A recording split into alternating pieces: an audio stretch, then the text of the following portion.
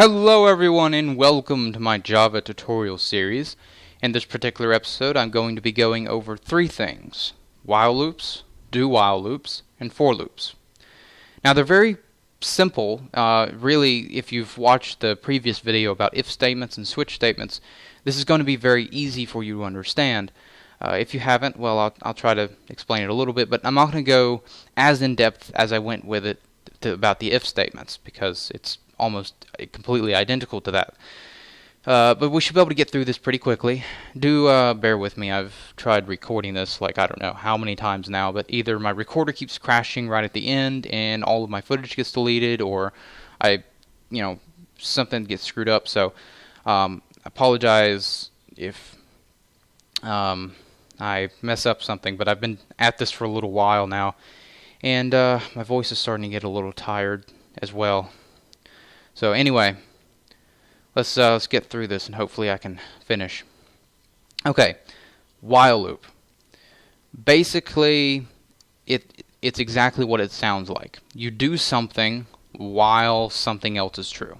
So, let me just write this out real quick and then I'll explain this whole program that I've got. Well, actually no, let me explain it now so I can do a comparison. If you look at this, it should make a lot of sense. It's pretty straightforward.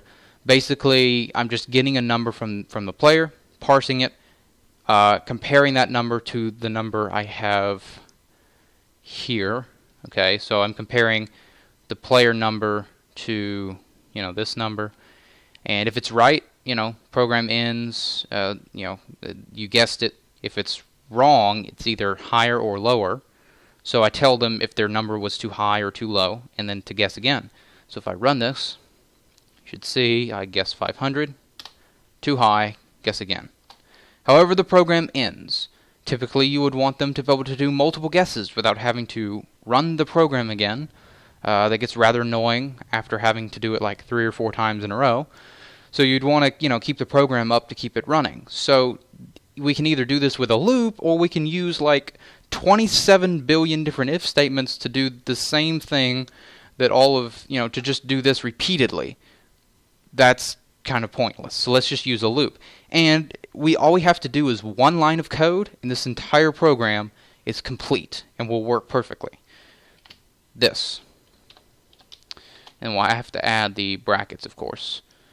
So I'll just do that, and there we go. If I run this, is it in the back again? No. Where is it? Oh, I apologize. That was there. Don't know why. Okay. There we go. So 500, too high, guess again. 250, that's still too high, guess again. Let's do 50, too low. 75, still too low. 100, there we go. You guessed it. And the program ends. So there we go. And we've gotten, like, literally you've got your own sort of miniature little game right here with this. It's not incredibly advanced, but it's a little game that you can kind of make. It's just kind of nice to be able to have something to kind of interact with that works and is completely functional, So that's kind of cool. And basically the way this while statement works is, apart from having, the braces, which are pretty standard at this point, to signify the amount of code that you want to put in this, we've got the word while, and then the same thing you would put in an if statement. Variables to compare against. So the left side is basically a variable that I have that I, will change in my code, which I changed here to true. So once this gets changed to true, the loop ends.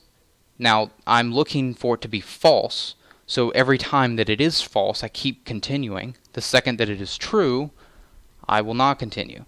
Now, I could actually write this as not equal to false, and then I could just set correct to true here and set correct to false there, and it would still work. It's just reversed. So basically, it's looking for it to be true. There's a lot of different ways you could write it, because basically we're saying we're looking for it to not be false. The only other option is to be true, so, that's a lot more useful with numbers, where if you're just looking for every number except one number or something. But anyway. And you know, you may think, okay, so I have to use booleans with this, But you don't. You can use anything you want to. I just thought it would be easiest to use a Boolean. I could, honestly, I could use player number and number to guess in this. I can do, if you can put it in an if statement, you can put it in a while loop. I'll put it that way. So you can use the and symbols, the or symbols, the greater than, less than, greater than or equal to, not symbols like I just showed you, all that kind of stuff, numbers, anything you can use in an if statement, you can use in a while loop. So pretty simple. I mean, that's it. That's a loop. That's all there really is to it. Like I said, if you understand the if statements, this is going to be pretty simple. So you just have to put this in here. One thing I will say, I'm going to try not to rant about it or ramble on about it. You want to make sure that there is a way for your loop to end. You don't want to. A lot of people that are just starting programming will forget to actually write in something to make their loop end, and I've done it too. It happens. But you just need to check that, because the compiler's not going to catch that error, because it's not like a programmer or program error where it just won't run. It will run. It doesn't have a way of stopping the loop, so it will just run continuously. So this is especially bad if you have something like that's printing out the console. It's just printing a message. It doesn't wait for input or something, because if in this case I'm getting input from the player, so I have to wait for that to happen, and then I print out a message which you have to click OK to before it'll print the next message. So even if I had a continuous loop, it wouldn't be that bad. It would just be one window popping up every time I clicked OK.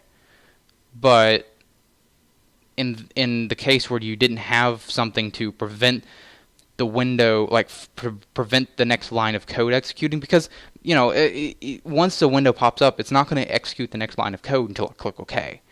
But in the case of printing out a message to a console using system.out.println, it's not going to wait. It's just going to keep printing messages out as fast as the computer can figure out what to type.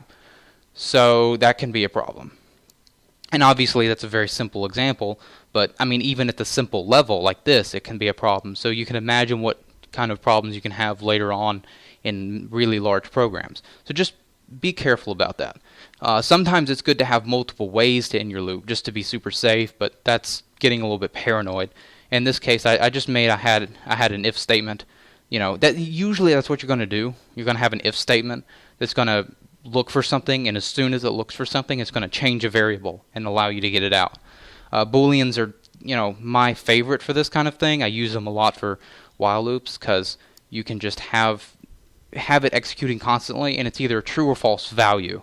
It's pretty simple. You don't have to do stuff with numbers or anything. It's just a true or false value, and you can just use the if statement to determine pretty much when to end the loop, sort of. But it's entirely up to you how you want to do it. So now that I talked, I almost knocked my headset off. Now that I talked about that, let's talk about do while loops. Now these are really simple, and I'm going to try not to talk for too long about these because they really don't need a lot of information about them. But if I do this and the word do, there we go, do while. Now this basically is sort of a while loop that's upside down, if you want to think of it like that. Just the word do is added, and we have a semicolon down here. So there is a semicolon right there. But essentially what this does is the exact same thing a while loop does. Now your question is going to be, then why does it matter that it's like this? Why can't we just have a while loop and leave it at that? Well, there's such a thing that's called post-test and pre-test. This is a post-test loop. A while loop is a pre-test loop. The difference being when it tests for the variable. In this case, if I were to set correct to be true right now, this loop, this whole section of code would still run. Because it's going to test to determine whether correct is true or not at the very end. So it wouldn't matter what I set correct to, and it would still run this code. So, a do while loop is useful if you want to at least run the block of code one time, regardless of what the variable is. And if it meets the requirements to continue looping, that's fine. If it doesn't, that's also fine. But you want it to at least run. I apologize. You want it to at least run one time.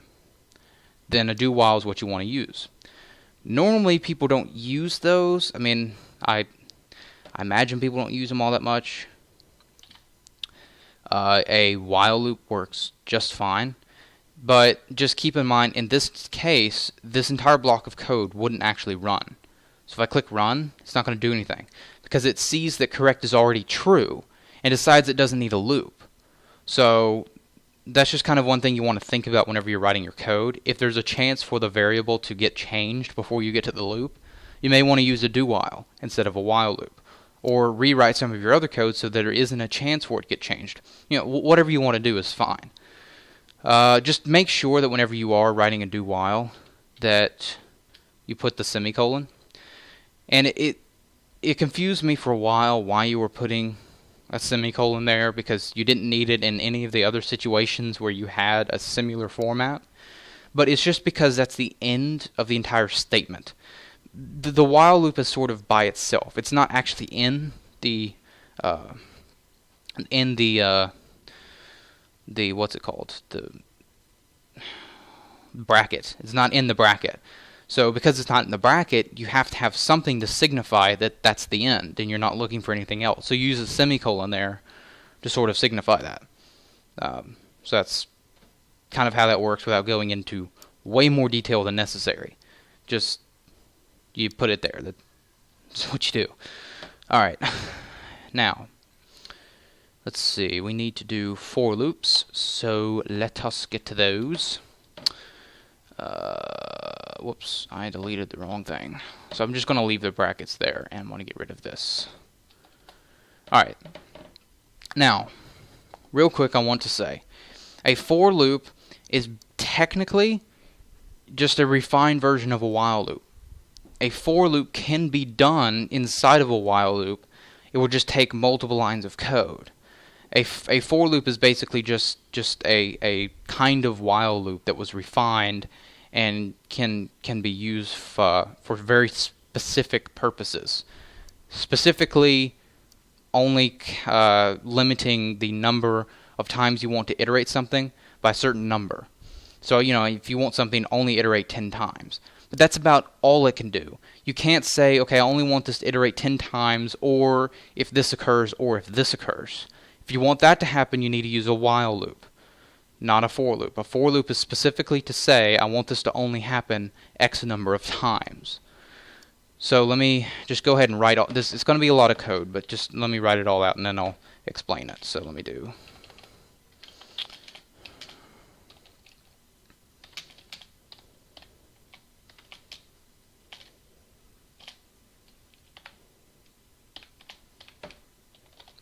Okay. So there's that. Now, what this is basically doing is three things. It's creating a variable called I that's going to be an integer, and it's going to be set to 0. It's then going to basically compare to see whether or not that variable it just created is less than 3. Now, obviously, the first time it does this, it's not, but it's going to do several things every time this loop occurs. It's only going to do this part one time. But it's going to do both of these once every single time this loop occurs. So it's going to test to see if I is less than 3 every time this loop reiterates. And it's also going to add 1 to I after it's tested to see if it's less than 3. So that's sort of how you can limit the number of times, because you set it to 0 and then it's going to go up 1 time every time this loop occurs. So it's going to run once, bam, go down, and it's going to be 1 the next time, and it's going to go 2 the next time. It'll be 3 the next time, and because 3 is not less than 3, the loop ends. Okay? So you can most people just use 0 and then just go up to whatever number they need to go. And basically, if you start at 0, you need to find whatever number it is that you want, and then just put that there. So, like, if you want to do 3 times, you put a 3. If you want to do it 4 times, you put a 4. I just say this because I've messed up sometimes the way it's counting, because you want to think of it like sometimes differently, because you don't use 0 sort of as a counting number. If you're going to count the number of something, you start at 1, not 0. But computers always start at 0. So, technically in this, you start at 0, 1, and you have a total number of 2 numbers, even though you've counted only up to 1. So I just wanted to kind of explain that this is a little bit different. I mean, you could put 1 here if you wanted to, but you would have to go up to 4, because it would be 1, 2, 3, not 0, 1, 2. So just keep that in mind. And also, I mean, you could do it this way too. You could do like that, and then it would still be 3 times. It would just be 1, 2, 3, because 3 is equal to 3. So it would have to go up. I would have to be 4 before it ever quit the loop. So that's basically how a for loop works. And I mean, again, if you wanted to, it's entirely personal preference. You could turn these into subtractions if you wanted to. I mean, technically, you could do like I plus 1. Oh, no, you can't. Okay, it's specifically saying you have to do this or that. Okay, so, but either way, you can subtract or add. Now, it's not just designed to be flexible like that just for personal preference. There is a reason behind it, because you can use I to determine things. So basically, you could put something like you have plus I chances left. Now right now it would start at like 1 and get bigger, but what we could do is start at 3 and determine I is greater than 0. So it'll do, yeah, that'll work. And then we do I minus minus, and what'll happen is that I will start at 3, and say you have 3 chances left. It'll be 2, 1, and then the loop will end. So we've accomplished the same thing as before. We're doing it only 3 times. But instead of going up, we're going down, and we can use that to tell the player how many chances they have left. So don't be afraid to use I as in other parts of your program besides just the for loop. That's why it's done in the way it is. So you can kind of use those in other parts of your program. Just you have to make sure that the I is only used in the for loop. You cannot use I anywhere else. For instance, I can't do something where I'm setting I equal to something up here. I can't do like let's see.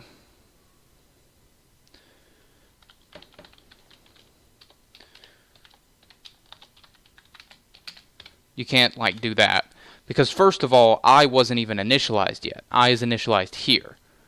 But even if I move it down to like here. Now keep in mind, this right here lines up with this one. So right now we're out of the for loop, okay? But it's not working because the I variable is only instantiated within this block. Now, the reason for that is something that's called scope, which I'm not going to go into right now because it's more of an advanced topic. But just know that that's a thing. So you can't use your I just everywhere. You can only use it inside the for loop, but you can use it. So, let's see. What else did I need to talk about? Oh,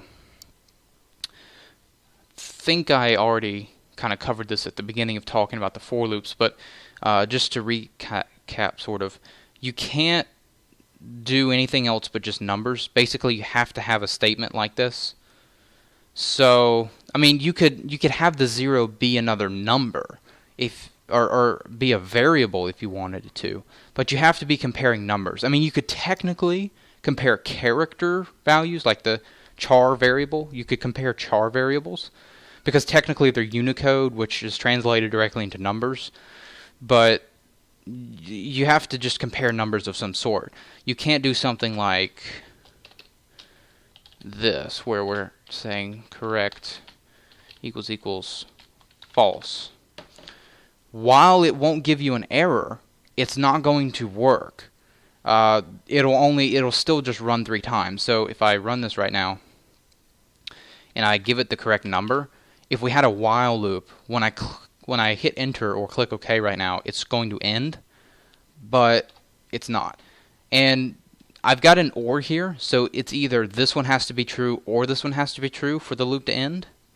But even if I do it another time and another time, it's not going to work. The only reason it worked at the last time was because we got to 3, or I'm sorry, we got to 0, and 0 is not greater than 0, so the loop ended. The reason that this does not work, and only numbers work, is because that's what a for loop is designed to do, only work with numbers. So if you're thinking about it, you want to do something for correct equals false times. That doesn't make any sense. In this case, what we're doing is we want to do something for I is greater than 0 times. So I know that doesn't make all that much sense grammatically, but it's just that you're doing something an X number of times. Since you can't do something like a Boolean, you can't do something with a Boolean because a Boolean is a true or false value. You can't do a true or false value X number of times because it's not a number. So hopefully that makes sense. Let's see. Thought there was something else I needed to say. Oh, yeah. If you wanted to have some case where you wanted to like say, okay, if this occurred, I don't want to do the for loop anymore, you could use the break command, which I talked about whenever I was discussing switch statements. So what I could do technically is do this, and it should work. I may be wrong. I've been wrong before. No, that worked. Okay. So what the break statement does, just as a recap, is it stops whatever current operation is happening. So it's going to get you out of whatever loop you're in. It's going to go out all the way back to basically, I guess it would be the main method. It would be whatever method it's in. So it's going to go all the way to the point where we're within this set of, this set of parentheses. So if I can get my cursor to there, that set right there. That. So it's going to be within that whole area. Not within the for loop specifically, but just within the main method. It's going to get you all the way back out to there. And since that's the entire program's within the for loop, it just kind of ends the program. It does the same thing that would happen if we just ended the for loop period. So that's kind of what break is going to do there. You could use that if you wanted to. I mean, you could also use that in the case of a while loop. You don't really have to have a variable to check. But it's entirely up to you what you want to use. Just keep in mind that, again, the for loop is only to be used with numbers. If you want to do something more advanced where you're comparing multiple values in order to keep track of the loop, you're going to need a while loop, which a for loop really is a while loop. Let me do something real quick. While I equals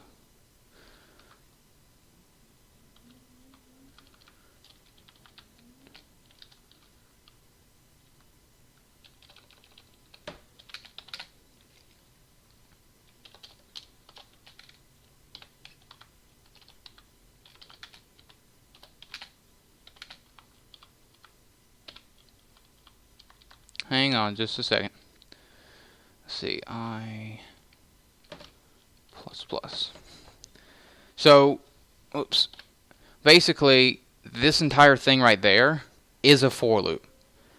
But it's just condensed down into this for you. So you can kind of see how the difference works there.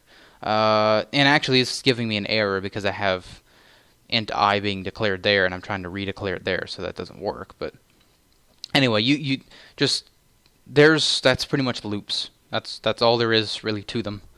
That's about it. It's not a terribly long tutorial, so that's kind of good, I guess. If you have any questions, comments, feedback, it would be much appreciated, because, I want to kind of know if I'm doing all right and stuff is making sense. If you feel, I didn't make sense in something, I can easily remake this tutorial. I've tried, actually, because I would mess up and say something incorrectly or have issues. I've probably recorded this tutorial, I don't know, probably 10, 12 different times a day, just because of all the issues I was having. So I've gone over this quite often. But anyway, other than that, yeah, that's about it. So thank you for watching, and I'll see you all in another video.